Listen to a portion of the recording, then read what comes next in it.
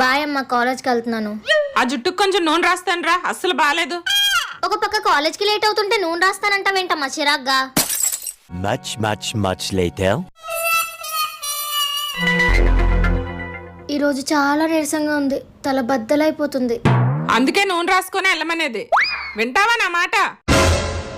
ఒక్క ముక్క కూడా బుర్రకెక్కట్లేదు.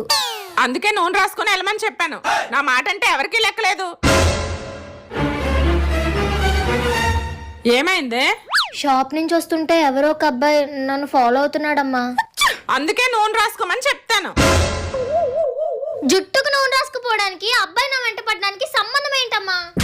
ఉంటదే, బొచ్చుకి నూనెకి ఉన్న సంబంధం నీకే తెలుసు. ఇప్పుడు నా మాట వినకపోతే రేపు పొద్దున్న మొగడింటికి వెళ్ళాక అమ్మను మించి దైవం ఉన్నదా, ఆత్మను మించి అర్థం ఉన్నదా?